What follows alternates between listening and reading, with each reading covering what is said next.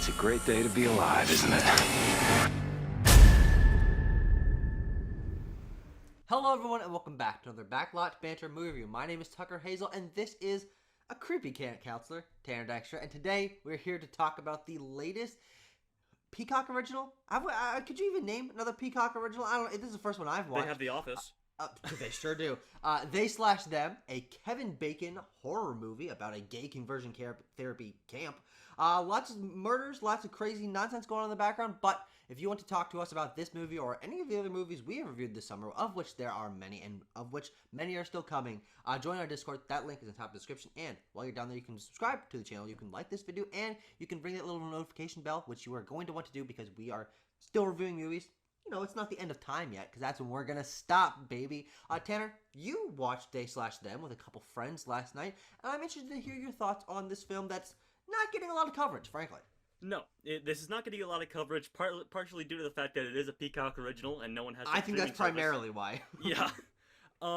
But yeah, I didn't care for They/Them. I have some pretty glaring issues with this film on the basic filmic level, and then on the representational what is the film saying level as well. But if I were to you just start out, I think it's pretty underwhelming as a slasher film in general. It's fun to have Kevin Bacon back, but a lot of our cast, I feel, is lacking direction, maybe, and writing from writer-director, first-time director John Logan, but experienced writer John Logan. But I want to hear what you think, Tucker. Yeah, I'm in a similar boat to you, but I would say I'm overall a lot more positive, and I think that though I'm not glowingly positive, I am positive on this film because I think what this film stands as in a very interesting way. And I don't have the same issues that you do about the filmmaking stuff, and I will certainly get into that. But I think it stands as an interesting point in the history of horror films, which we have gotten a lot of slasher films. And as someone who has seen most entries and most of the main popular slasher franchises, I'm very experienced with all the tropes, with all the things. And when I'm watching those films, I tend to not really pay attention to the aspects that are very generic, that are tropey, and instead focus on the things that make each film unique. Sure. So when I'm watching Jason Goes to Manhattan or Friday the 13th, Part 14 or whatever, I'm like, all right, what are the elements of this film that make it stand out from the rest? And They/Them actually does have its very own strong identity in terms of how it stands as a modern slasher film. This is a cast of majority queer characters. It does take a stance that is against gay conversion therapy. It transforms that Friday 13th aesthetic of a camp to a gay conversion camp, which is something that in modern day is a lot more relevant than going to camp with your friends in the 80s or whatever. And it represents a fear that more people in our modern day and modern culture have. And so from that angle, I think it's interesting and unique, and I like the trend of taking the tropes and putting a modern twist on them. But I do think that it falters very strongly near the end. I think when this film becomes a slasher, it's not a good slasher. No, and frankly, up to that point, it's not a great movie either. I think a lot of our cast turns in pretty good performances, but they're really hit or miss. There's a handful of moments of acting like, oh, hey, that's a great moment of acting. And then otherwise, they're just doing a couple generic sort of funny I'm a teenager lines, and I'm like, okay, I'm not sure that lands. Yeah, I agree. Do you want to start off with our main character, the titular they/them, Jordan, portrayed by Theo Germain? Yeah. Because I think they are an interesting sort of representation of what I'm talking about here. Wherein you have seen Theo Germain in another film, I have not. Yes. And They were in Adam, which is not a good movie. Okay, I actually think it's way worse than this movie. Okay, all right. I found their performance really quite underwhelming, and I mean, were they good in Adam? I'm trying to don't remember. Okay, nope. Because I want to blame it on director John Logan, first time director. Like I said, 60-year-old guy here, writing this movie with Gen Z characters. Yes. And that comes through a number of times as well. But I just felt that their performance was flat a lot of the times, just very blank faced. There are moments where their performance comes through quite strongly, where they're really standing up to like Kevin Bacon, for example, in the shooting range scene. I think is solid, but like in like the therapy scene, is where I'm like, I want a little bit more emotion here, maybe, or the climactic scene where all is revealed. I'm like, I want a little bit more here. So I'm pretty middling on Jermaine's performance overall. Yeah, I didn't think they were great either. I think their performance is sort of just in the middle for me. I thought it was fine, and I certainly saw there was a few moments where I did feel emotion, but I think the actresses Quay Tan and Anna Laurie, I'm not sure how you pronounce that, as Kim and Alexandra, I think were the best performances in the film, and they're also the ones that get this, I would say, the second amount of screen time, second most amount of screen time from our campers group, and so because of that, and because there's a wide cast of camper characters in this, I thought most of them did a pretty good job, but these remain interesting story-wise in their place in the story, but I don't, you're right, I don't think the performance stands up to that potential. Yeah. I do want to talk about, of course, the headliner of this movie, Kevin Bacon. Yes. As well. Though not top billed. Or at least on Letterboxd here, Theo Germain gets top billing. Well, good. Well, good for them. But Kevin Bacon is sort of our, like, charming sort of, like, progenitor of Whistler Camp, I believe is what the camp in this is called. Who in the first scene comes across as like, hey, I know that gay conversion camps can seem pretty scary, but we're actually pretty cool here. Yeah. And and stuff like that. And obviously turns out to be a horrible, deplorable human being. Yeah. But again, I'm going to go back to that shooting range scene. I think that, the menace of that character comes across quite well when he is yelling at Toby to shoot the dog. When he is throwing slurs out, he's berating Toby, all things like that. I think that's a strong moment for his performance.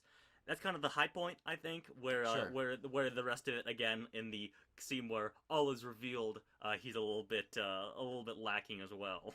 Yeah, I think he's good in this, but I don't think he reaches his potential. I mean, we know Kevin Bacon, established actor, longtime actor, certainly could have gotten a lot more out of him. Got his start in a film that this film references, Friday the 13th. Yeah, exactly, and that's kind of a nice parallel. It's a nice end to an arc, but it doesn't do too much with that. I think the lore of Whistler Camp that's revealed is okay, but it doesn't go enough into that for me to be like, oh, they really thought this through into something a little more than just generic tropey background nonsense. Yes. But I do think there are certainly moments where he's very good. I like when he's being suave, when he's trying to get on their level and seems like a pretty nice guy at the beginning. I think he's doing a pretty good job, but I think it's when you get to those more emotional scenes where it's much more hit or miss for him. Yeah.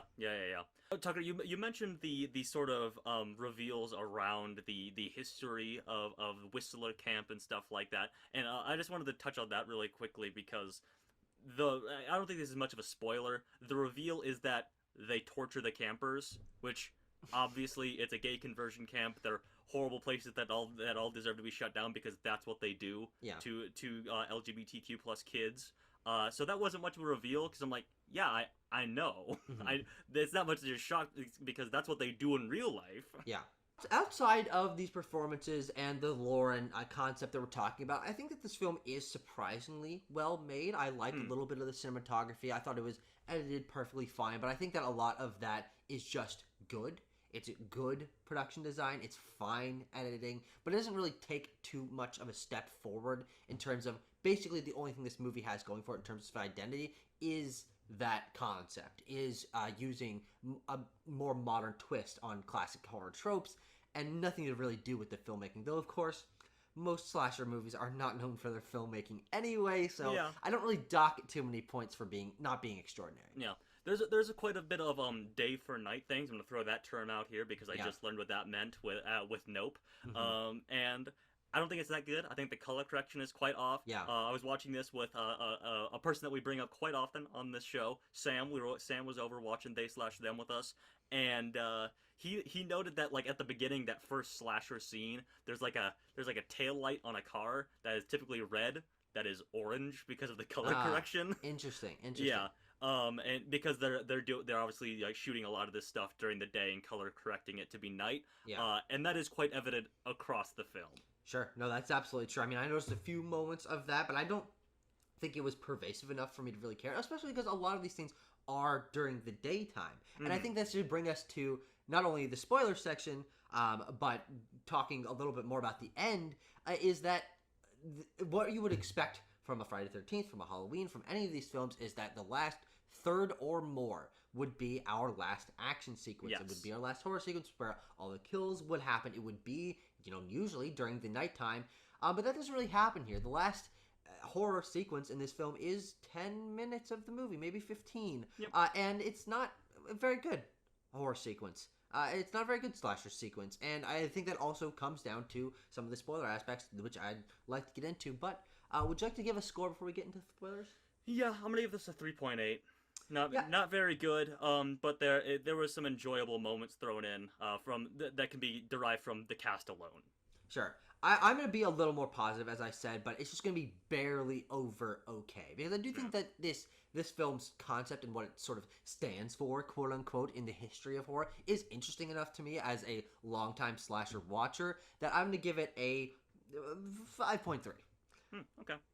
But spoilers. You want to talk about that? Yes, I do want to talk about that. So we're going full spoilers here. The reveal at the end is that the killer is Molly, the new nurse, who actually turns out to be a camper from years past who has come back for revenge against the people who run Whistler Camp. And the twist therein is that none of our campers are in danger throughout the entire film, from the slasher, of course. The true villains of the film are the people who run the camp. Fine, good, solid point, fine enough, twist, I guess. Yeah. I think it sort of undercuts the idea of this being a slasher film. Sure. But we do get we get slasher kills at the end when Molly's coming in. She's killing the people who run the camp, which we don't see on screen, I guess. Which is why I said this film doesn't really work for me as a slasher movie. Yeah. But anyway, the wider sort of thematic reasoning why I don't think that works is in the scene in Kevin Bacon's office when all is revealed. We shove Kevin Bacon onto a mounted rhino head, and he's just kind of standing there with his eyes closed. And Jordan is given a choice that is, either you can, join me, come to the dark side. She kind of looks like Emperor Palpatine, which our friend Kiara pointed out. She even says, "Do it," when she's trying to get Jordan to kill Kevin Bacon. Yeah.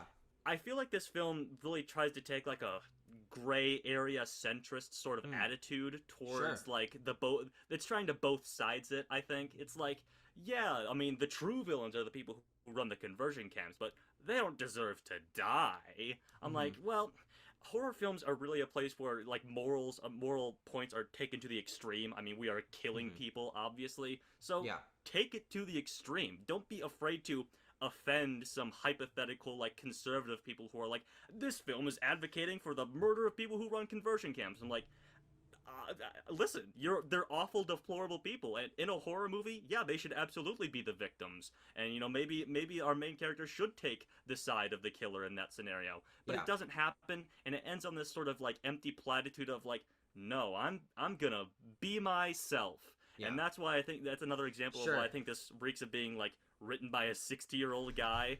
Yeah.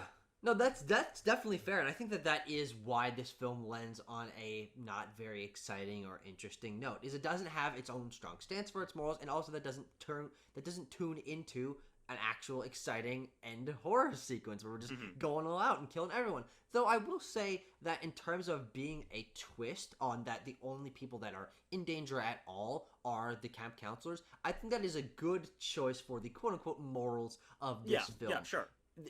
Not having the killer be one of the counselors, I feel like that would be too obvious. Having it be Kevin Bacon or maybe his kind of burly sidekick, I feel like that would be a little too obvious. And also the fact that watching a film like this, you are very tuned to the Friday the 13th sort of Texas Chainsaw Massacre style. Is the teenagers that are having sex are going to die, and that doesn't happen in this film, and it's kind of therapeutic in a way to to have a camp counselor slasher film where none of the campers actually end up perishing by the end, and it's the people that actually more deserve to be killed for their actions that die. And so I think that it's interesting from that regard, but also that means there's like 6 kills in this Not movie, even. and They we don't killed even the. see half of them. Yeah, we kill the one that we do see like full on and is probably the most brutal one is like the groundskeeper, Balthazar. Balthazar, in his like weird like ventriloquist dummy house. Yeah, where he also Um, like watches the he has people cameras in the planted in the showers. But like we don't see Zane and Molly or No, whatever. Molly's the villain.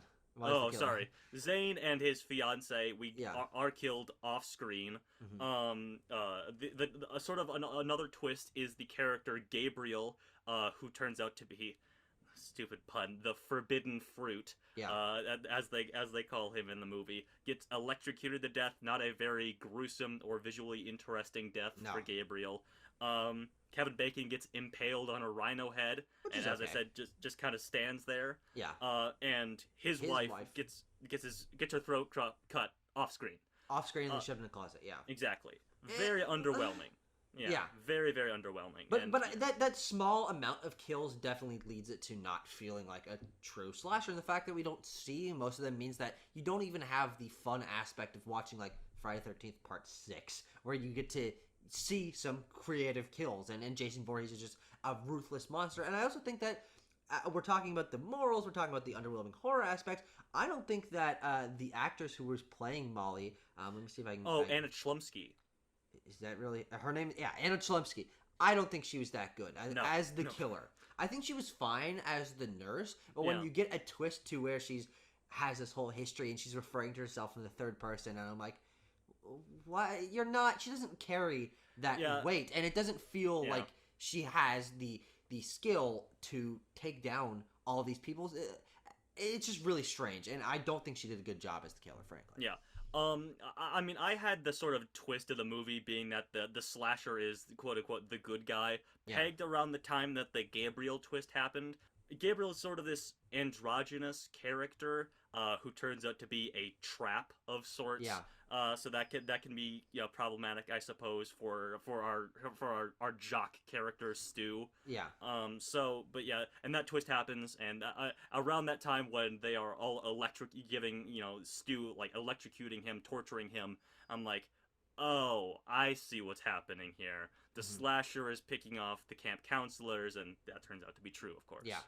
Yeah, and I think that just all leaves the movie in a sour place when it ends. I think that the first 2/3 are good. I think they're solid setups with, decently interesting characters turning in okay performances, and Kevin Bacon kind of as the linchpin of this all, and it does stand as an interesting conversion, no pun intended, of original horror tropes, basing it where basically it all started with Friday the 13th. Of course, Texas Chainsaw Massacre and Halloween came before that, but I digress.